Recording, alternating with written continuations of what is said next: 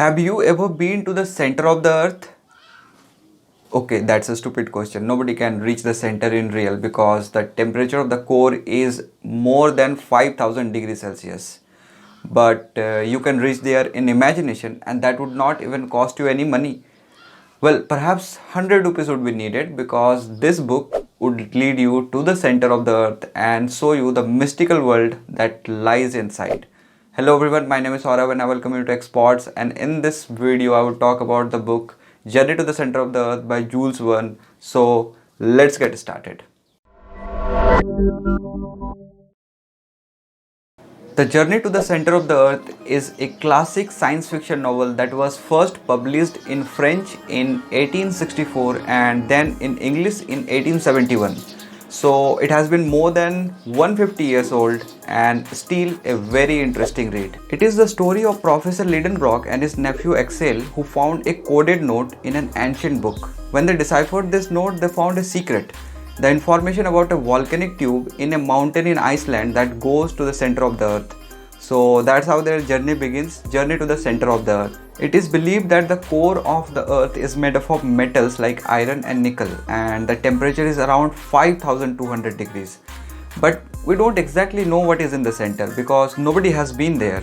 The radius of the earth is around 6300 kilometers, and the deepest hole which we have created has a depth of only 12.3 kilometers, which is Kola's super deep borehole in Russia. However, there are other concepts like the concept of hollow earth proposed by Edmund Halley in the late 17th century, which says that the interior of the earth is hollow and contains substantial space. This was disproved, but the idea of hollow earth gave rise to many science fiction novels and movies which used the lost underground world. Journey to the Center of the Earth is one such science fiction novel based on the concept of hollow earth. The story has three major characters: Professor Liedenbrock, his nephew Axel, and a servant named Hans who accompanied them in their journey. The story has first-person narration narrated by Axel. If I talk about what I liked in the book, I liked the scientific concepts which Jules Verne used to write the story. The scientific details and ideas are so persuasive that for once I even believe that the story is based on real events and it is possible to go to the center of the earth. Well, of course it's not possible. I loved the way Jules Verne started the story, a coded message written in an ancient language found in an ancient book that shows them the path to the center of the planet. This really made it more exciting, and I don't know how it happens, but ancient things always make a story more interesting. The second half of the book is very adventurous.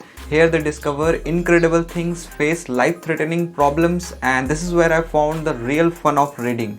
I felt each and every place described in the book as if I was also there. The characters are well designed with their specific weaknesses. For example, Professor Liedenbrock has this weakness that he is impatient, stubborn and short-tempered. However, I found that the characters are not so realistic. You can't expect an aged professor to go miles down the earth's surface smoothly with the help of ropes.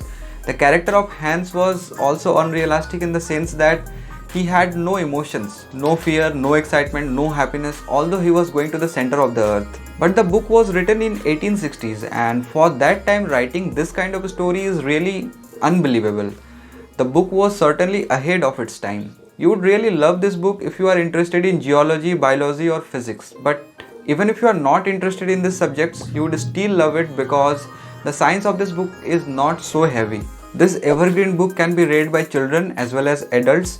The language is simple, and the paperback edition of this book has a total of 240 pages, which means you would be able to finish it within a week considering you are an average reader. And all said, I would suggest this book to you if you want to read a captivating science fiction or an adventurous story. That's all for the review of Journey to the Center of the Earth by Jules Verne. I hope you are ready for the adventure.